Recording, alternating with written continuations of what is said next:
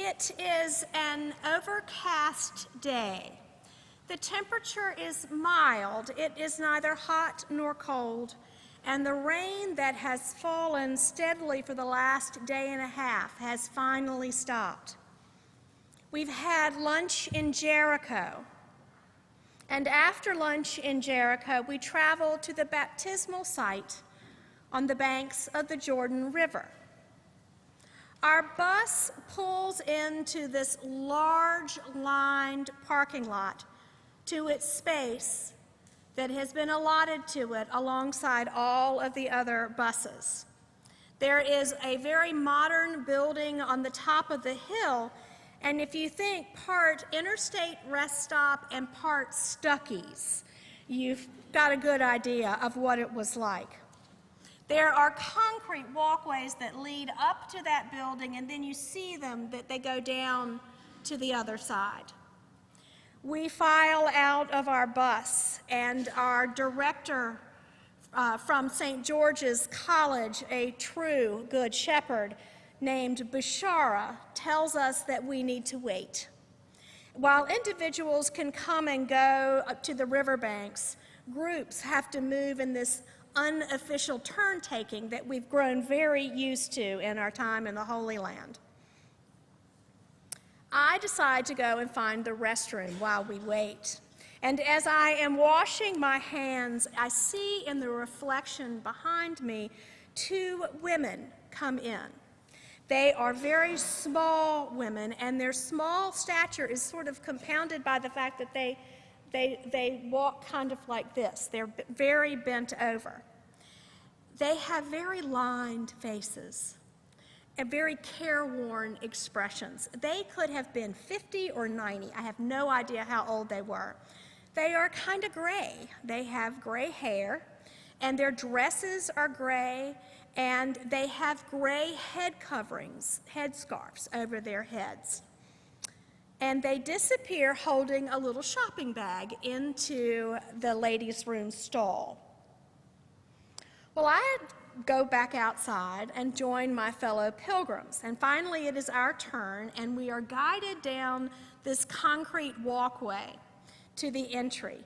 And there is this significant-looking wooden deck that kind of goes over the side of the river. Now, this Jordan River is not a big river. It's not like the Rappahannock or even the James River down the hill. It is kind of a big muddy creek. It's kind of from me to maybe the 4th column. And it has soldiers on both sides. We're on the Israeli side, and the other side is the Jordanian side. And there are steps that are wooden that go down into the water. A few of my classmates were adventurous and rolled up their pants legs and put their feet in. I didn't. I just didn't want to, but because I was so struck with the surroundings, I wondered, what was it like when John and Jesus were there for that first baptism? And then what was it like for the men and the women and the children who went and were baptized by Jesus? They became Christians before Christian was even a word.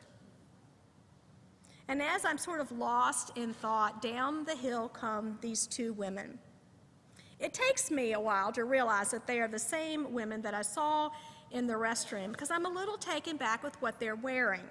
They are now dressed in these very flimsy baptismal gowns that you find in all of the gift shops around Israel. And the gowns are not fancy gowns like Ridley's gown. These are kind of like an oversized, kind of semi-sheer t-shirt. And they have across the front a screen print of John and baptizing Jesus in the Jordan River. These women are holding hands, and their bodies are kind of bent over and their eyes are cast down. And they are determined. They are just walking very slowly and silently, and they're it looks like you're not really sure if they're holding each other up. And they make their way down the concrete walkway to the steps, and and one holds on to the railing and the other one is holding on to her like her life depends on it. And they descend down the steps, and it's like they're testing the steps to see if they will hold them. And they wade into the water, and they face each other once they get kind of knee-deep in the water. And the one that seems to be the leader begins to speak softly in a language I do not understand. And slowly and carefully, with deep reverence, she lowers her companion into the water, and they're squatting down until finally the one is submerged in the water. Now, I can tell you this was a very provocative thing to witness. It was, by its very definition, if you pull out the catechism in our Book of Common Prayer, it was the definition of a sacrament. It was an outward and visible sign of inward and spiritual grace. But as very outward and very visible as it was, I don't know that words or pictures could even really convey what it was like. And it really makes me wonder when I think of it. And that was 4 years ago, and I think of this every time there's a baptism. Because it really makes you, or at least makes me think about how our central sacraments, the Holy Eucharist, the table, as well as baptism, are like this. They are very visible. They are very public, and yet they are profoundly intimate. Today we will celebrate Ridley's baptism, and we remember the baptisms of Manteo and Virginia Dare. Manteo, who was baptized as an adult, Virginia Dare as a child. We don't know much about them, but we know this: they were the first people to be baptized on this continent. And in doing that, they become part of this community that spreads around the world. And that's what we do today as Ridley becomes baptized in this church, and she becomes received into the household of God. And you may know her, or you may know her family, or you may not. You may have known her grandmother, Jean, or her parents. Maybe you know Sinclair and Josh. But maybe you just dropped in here and you've never even visited All Saints before. But everybody here shares in that promise. Everybody here shares in that sacrament. And that is a very precious thing.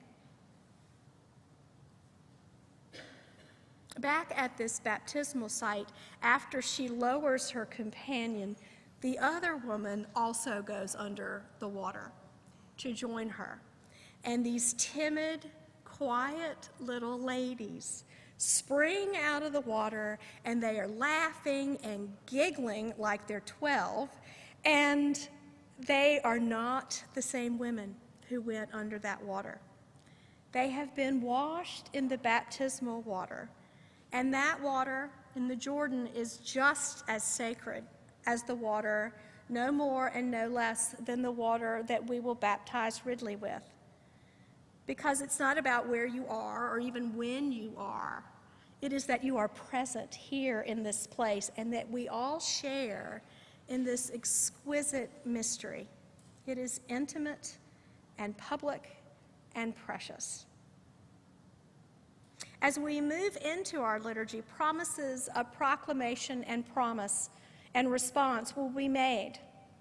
Listen for and participate in the promises that are made on behalf of Ridley by her godparents, and in the renewal of our own baptismal vows. Because just as we make promises on her behalf, we make them again on our behalf. Once again, this morning, God gives us all the grace to try, to choose to be the kind of people that are grateful for all that God has given us. In that grace, we share our joy with others as we promised to be compassionate towards one another. In that grace, we are responsible for the pain that we cause to ourselves and to others. And we all know that there will be pain. We will try and we will fail.